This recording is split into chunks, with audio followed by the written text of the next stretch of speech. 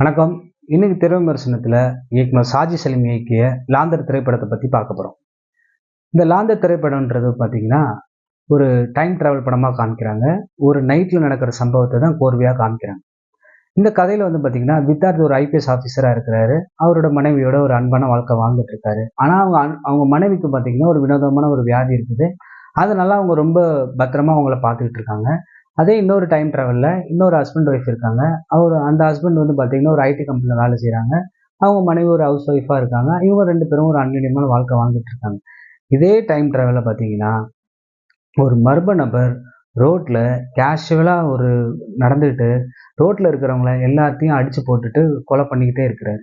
இந்த ஒரு விபரீதமான சம்பவத்தை போலீஸ்க்கு தெரிய வந்து அந்த போலீஸ் அந்த மர்ம நபர் யாருன்னு கண்டுபிடிச்சாங்களா, அது வித்தார்த்தோட தலைமையில் எப்படி கண்டுபிடிக்கிறாங்கன்னு தான் இந்த படத்தோட திரைக்கதை.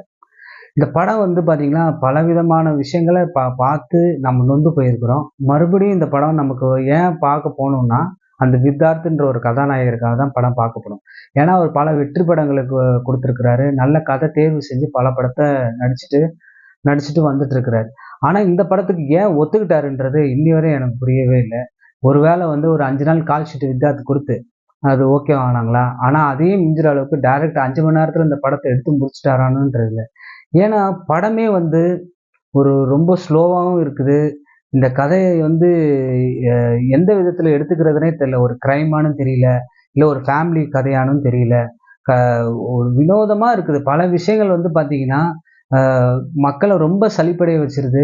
ஒரு சில கேரக்டர்லாம் பார்த்தீங்கன்னா நடிகருங்கெல்லாம் குறை சொல்லவே முடியாது. ஏன்னா டைரக்டர் என்ன சொல்றாங்களோ அதே தான் நடிகரும் பர்ஃபார்ம் பண்ணுவாங்க. இல்லாட்டி டைரக்டரோட எஃபர்ட்ல தான் நடிகர் வந்து இன்னும் நல்லா நடிக்கிற திறமையும் இருக்குது. டெக்னீஷியன் ஆகட்டும் எல்லாம் அவங்கவுங்க வேலையை நல்லபடியாக தான் பண்ணியிருக்கிறாங்க. ஆனா படத்துல என்ன ஒரு சலிப்புன்னா எல்லாம் சொல்லி வச்ச மாதிரி நடிக்கிறாங்க. ஒரு எமோஷன் கிடையாது. டப்பிங்லாம் பார்த்தீங்கன்னா ஏதோ ஓவருன்றாங்க. பார்த்தீங்கன்னா ஒரு முக்கியமான சீன்லலாம் பார்த்தீங்கன்னா கார் சேசிங்லாம் இருக்குது. அதெல்லாம் பார்த்தீங்கன்னா ஏதோ டிரைவிங் ஸ்கூலில் கார் ஓட்ட கற்றுக் கொடுக்குற மாதிரி ஒரு சம்பவமாக ஒரு சிம்பிளாக முடியுது. ஒரு போலீஸுன்றாங்க. ஒரு போலீஸ் போயிட்டு எவ்வளோ ஆர்வமாக இருப்பார். ஆனால் பார்த்தீங்கன்னா எல்லாம் பக்கத்தில் ஒருத்தர் கேட்டு தெரிஞ்சுக்கிறாரு. கூகுள் மேப்லவே படம் முக்கியமாக போகிறதுனால படத்தை பற்றி என்ன சொல்கிறதுன்னு தெரியல. இந்த படம் பார்த்துட்டு வெளியே வரும்போது ஒருத்தருங்கிட்ட பப்ளிக் ரிவ்யூ கேட்குறாங்க. ஒரு யூடியூப் சேனல். அந்த ரிவ்யூஸ் அவர் என்ன மாதிரி ரிவ்யூ சொன்னார்னு பார்த்தீங்கன்னா, படம் பார்க்கவே நானே நொந்து போயிட்டு வரேன். ஆனால் படம் எடுத்தவங்க என்னோட நொந்து போயிருப்பாங்க போல இருக்கு. அப்படியேப்பட்ட படம் எடுத்திருக்கான்னு சொல்கிறாங்க.